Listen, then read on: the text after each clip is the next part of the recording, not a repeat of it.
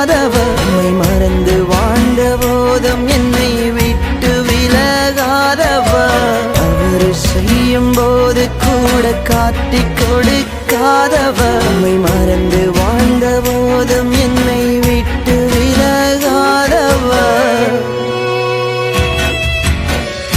அன்பே அழகே ஆராதனை, ஆயுள் நாளெல்லாம் ஆராதனை. அன்பே.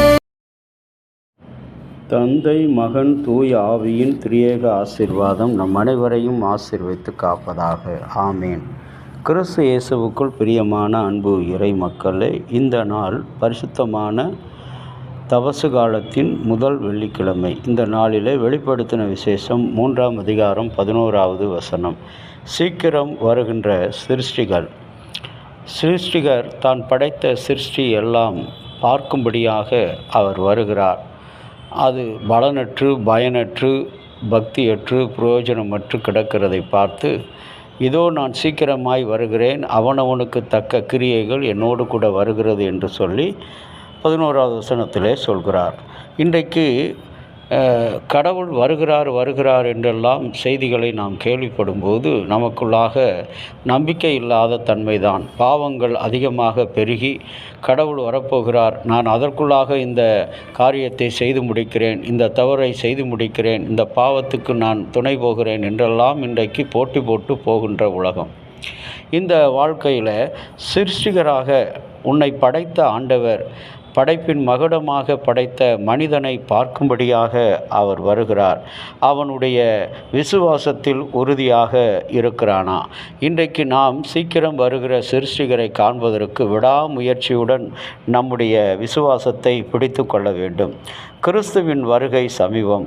இன்றைக்கு உத்தம வாழ்க்கை, உண்மை வாழ்க்கை வாழ்க்கைக்கு நடத்த வேண்டும் என்று முடிவெடுக்கிறோம். ஆனால் பிசாசானவன் நம்மை மீறும்படி கீழ்ப்படியாதபடி செய்கிறான், அடிபணியாதபடி எச்சரிக்கிறார். கர்த்தர் கொடுத்திருக்கிறார், என்னோடு இருங்கள் என்று ஒற்றுமையாக வாழ்வதற்கு அழைத்த ஆண்டவர். வெளிப்படுத்தின விசேஷம் 12ஆம் அதிகாரம் முதல் வசனத்தில் இத்தனை திரளான சாட்சிகள் நம்மை சுற்றி இருக்கும்போது நீங்கள் பொறுமையோடு ஓட வேண்டும். விசுவாசத்தை துவக்குகிறவரும் முடிக்கிறவரும் ஆகிய ஆண்டவர் இயேசு கிறிஸ்து ஒருவரே.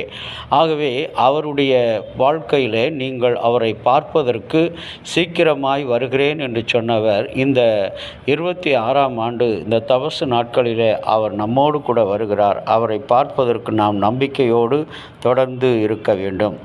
22ஆம் அதிகாரம் 12வது வசனத்தில் அவர் வருவதனுடைய நோக்கம் என்ன? நமக்கு பிரதிபலனை கொடுக்க வருகிறார். அவனவன் செய்த கிரியை தக்க பலன் என்னோடு கூட வருகிறது என்று சொல்லி இன்றைக்கு அந்த கிறிஸ்தவ வாழ்க்கையில் நமக்கு நியமிக்கப்பட்ட ஓட்டத்தில் நாம் ஓடும்போது அந்த கிரீடத்தை, ரட்சிப்பின் கிரீடத்தை பெற்றுக்கொள்கிறவர்களாக 1 கொரிந்தியர் 3ஆம் அதிகாரம் 10 முதல் 15 வசனத்தில் கிரீடத்துக்கு உரியவர்களாக நாம் மாற வேண்டும். உண்மையில் சாட்சிகளாக வாழ வேண்டும்.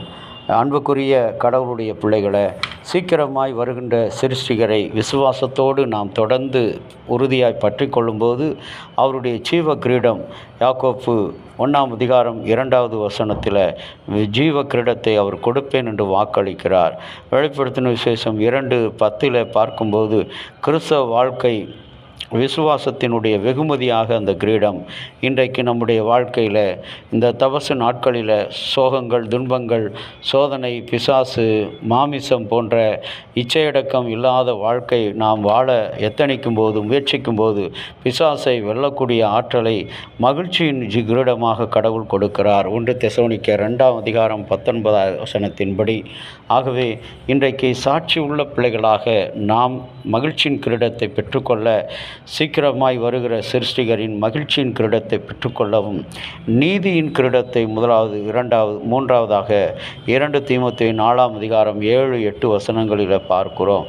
ஆகவே அன்பான இறை மக்களே, சீக்கிரமாய் வருகிற சிருஷ்டிகர், அவரை நாம் பற்றி பிடித்து கொள்வோம். கர்த்தர் நமக்கு ஜீவ கிரீடத்தையும் மகிழ்ச்சியின் கிரீடத்தையும் நீதியின் கிரீடத்தையும் அவர் கொடுப்பார். ஆண்டவரை நோக்கி செபிக்கலாமா? அன்புள்ள தகப்பனே, ஜீவ கிரீடத்தை உனக்கு தருவேன் என்று சொன்ன ஆண்டவர், இந்த பரிசுத்தமான வெள்ளிக்கிழமை தவசு காலத்தின் முதல் வெளியில் உடைய வார்த்தை எங்களுக்கு வல்லமை உள்ளதாக, உம்முடைய வருகை எங்களுக்கு ஆசீர்வாதம் இருந்ததாக, தண்டிக்க அல்ல உங்களை ஆசீர்வதிக்கவே வந்தேன், உங்களை ஒற்றுமையாக்கவே வந்தேன் என்று சொன்ன அந்த வார்த்தையினால் இந்த நாள் முழுவதும் இந்த பாடுகள் நாட்கள் நாங்கள் பிரவேசிக்க எங்களுக்கு துணை புரிந்தருளும். இறைமகன் இயேசுவின் வழியாக வேண்டுகிறோம் நல்ல பிதா.